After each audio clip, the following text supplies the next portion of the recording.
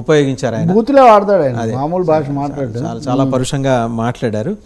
And at the same time ఆయన ఇదే question చేశారు పొద్దున పవన్ కళ్యాణ్. నేనంటే సార్, టీడీపీ హెడ్ క్వార్టర్స్లో ఉన్న seniors like former president, present president, వీళ్ళిద్దరూ మాట్లాడాలి, స్టేట్ ప్రెసిడెంట్స్ మాట్లాడకుండా ఎక్కడో రాయలసీమ నుంచి జేసీ ప్రభాకర్ రెడ్డి గారు రెస్పాండ్ అయ్యారు. ఈ విషయంలో జేసీ ప్రభాకర్ రెడ్డి తన కేసును కవర్ చేసుకోవడానికి మాట్లాడాడు. ముఖ్యంగా మనం మాట్లాడిన లారీలో ఆయన తన వ్యాపార ప్రయోజనాల కోసం అవి మాట్లాడుతున్నారు. జేసీ దివాకర్ రెడ్డి, జేసీ ప్రభాకర్ రెడ్డి ఎలా మాట్లాడతారో ఇంకా మనం ఇప్పుడు మీరు వేయకపోవడం కూడా ఒక విధంగా మంచిదే.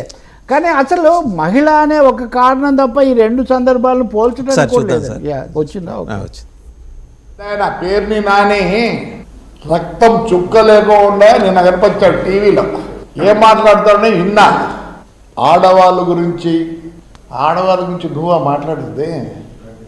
నా మీద నువ్వు కేసులు పెట్టేసి ఇదిగో మొత్తం నా భార్య, నా కోడళ్ళు, నా కొడుకు నా మీద. ఆ బుద్ధి కనపడలేదురా? మేమంతా ఎట్టికి పుట్టినామా?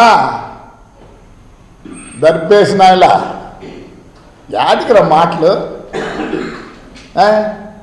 యాటికి మాటలు కనపడలే. పొద్దు ఆడవాళ్ళని వీళ్ళిద్దరు ఏమి సంబంధం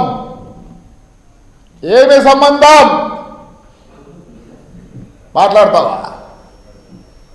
అసెంబ్లీలో ఆడపిల్లల గురించి మాట్లాడతారు.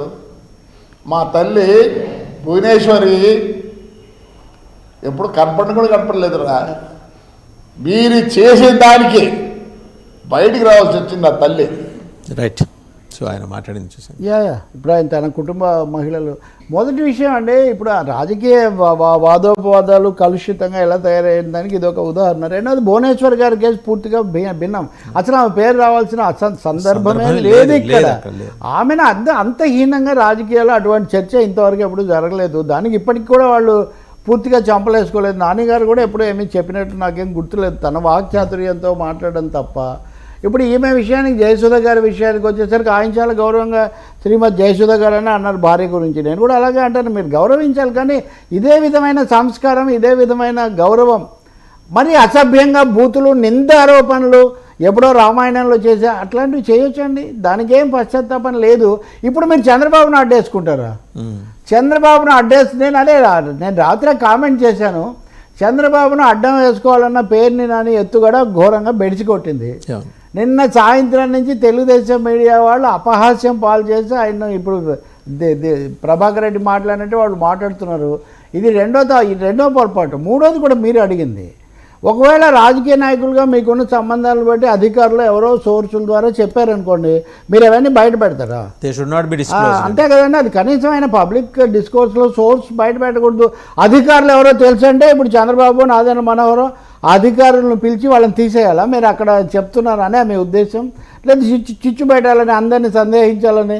ఇది అయిన తర్వాత కొల్లు రవీంద్ర మాట్లాడింది కూడా మీరు తర్వాత చూడండి. కొల్లు రవీంద్ర ఇది పచ్చి అబద్ధం అని చెప్పాడు. ఆ విషయమే మా మధ్య ఎప్పుడు చర్చకు రాలేదు. చట్ట ప్రకారం జరుగుతుంది, మీరే కదా చేసుకోమన్నారు. నిజానికి మేము ఇంకా కేసు పెట్టక ముందే మీరు డీడీ కట్టి ₹1 కోటి ఊరికనే కడతారా ఎవరైనా అన్నారు. అదే మాట నాదెండ్ల మనోహర్ ఇంకా వివరంగా చెప్పారు.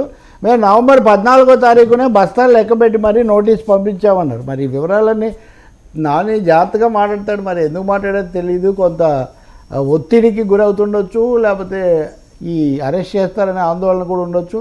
న్యాయస్థానం ఏం చెప్తుందో మనం చూడాలి.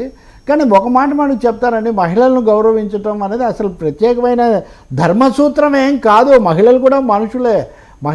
మనుషులందరినీ గౌరవించినట్టే మహిళలను ఏదో గౌరవించడం మా గొప్పతనం అని, అది కూడా మా రాజకీయ అవసరాల ప్రకారం గౌరవించడము, దూషించటము, వాళ్ళని రచ్చకెక్కించటము, వాళ్లకు కళంకాలు ఆపాదించటము, అది కుసంస్కారానికి నిదర్శనం. ఇప్పటికైనా మహిళలను పక్కన పెట్టండి, విషయాలుగా మాట్లాడండి. ఓ రోజా గారు ఉన్నారు, మహిళ అయినా నాయకురాలు మాట్లాడతారు, ఇంకొకరు ఉన్నారు, అంతే కదా. కవిత, ఇంకొక ఎవరైతే సోనియా గాంధీ, అలాగే ఎక్కడికో తీసిపోయారండి చర్చ.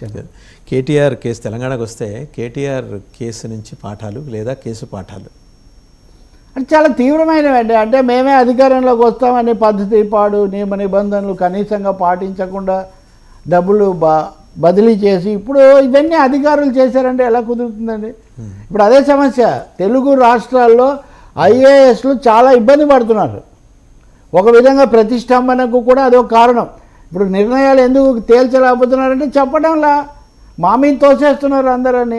ఇప్పుడు కోర్టుకి ఇచ్చిన అఫిడవిట్లో ఆయన నేను చెప్తాను, దాని ఇంప్లికేషన్స్, దాని ప్రభావం చూసుకోవాల్సింది అధికారులు కదా అంటే ఎంత బాధ్యత రాహిత్యం కదా అది. రైట్.